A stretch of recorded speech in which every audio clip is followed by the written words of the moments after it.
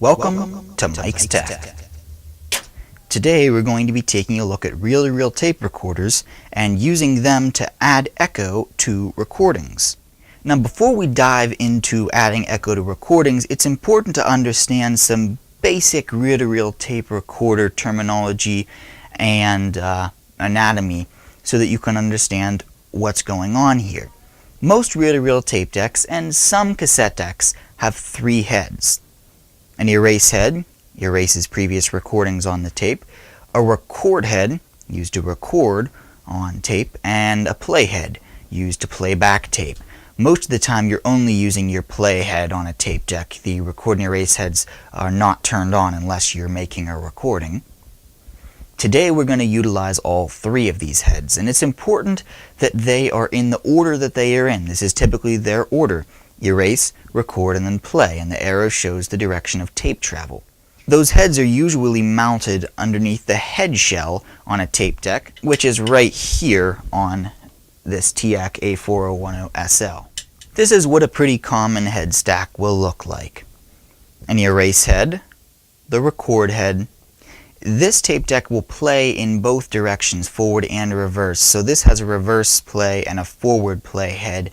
Usually decks would not have this reverse head, so they just have an erase, a record, and a playback head. And we are actually not even going to use this head today, so we can pretend like it doesn't even exist. Erase, record, and playback. Now the idea here is to take advantage of the way that these heads are set up to create echo on tape. If we start by erasing the previous recording, then we make our new recording, and then we're able to almost instantly hear that recording played back, well, you might see where there's the opportunity to create echo here. There's a slight delay between when the tape is recorded and when it is played back. If we take the audio out from this play head and we route it back into the record head, we now have echo. Now the way that you do this with a tape deck would be to use the microphone input for recording, for the live audio coming into the recorder, take the RCA out, both the left and right, and connect them into the RCA in, the left and right. This effectively creates that loop between the playback and the record head. Once you've done that, it's really just a matter of pressing record. The line is what you'll use to control the amount of echo, and the microphone input is what you'll use to, just like normal, record the level of your microphone. So like I said, the more that you turn up the line, the more echo that you get.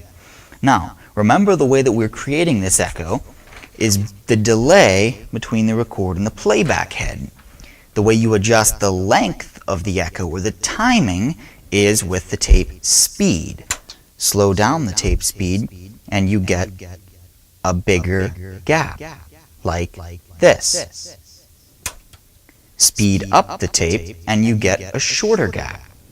Most home recorders only have 7.5 and 3 3/4 inches per second, so you only have two different options echo-wise. I've found that the best speed to utilize for this is 15 inches per second, which of all my tape decks only one of them will get, and it's not down here, so I cannot demonstrate 15 for you right now. Maybe I'll do that in a future video.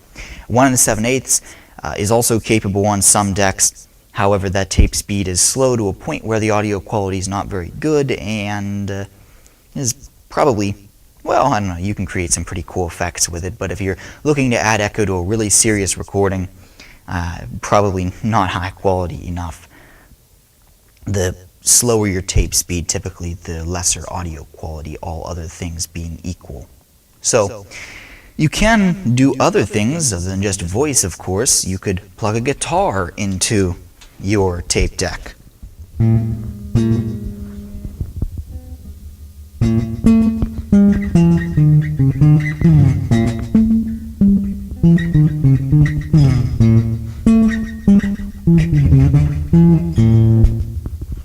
If you slow that down.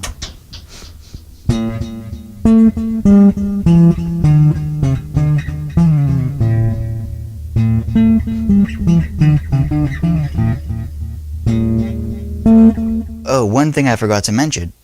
It's important to have your monitor set to tape. If you set it to source, you're not monitoring off the playhead, so you will not get any echo, suffice it to say. You will get absolutely no echo if you just set it to source. You have to set it to tape in order to get echo. Also, be careful that you do not set your level too high, your echo level. I won't demonstrate it for you because I really don't want you to lose any hearing. It's very, very loud, and it gets very loud very quick if you get echo that ends up feeding back. And yes, you can get feedback with echo. So make sure you keep your recording levels moderate or tread carefully. That's pretty much the extent of using a reel-to-reel tape deck to add echo to your recordings. I hope that you found today's video helpful, maybe gave you some fun ideas or some fun things to mess around with.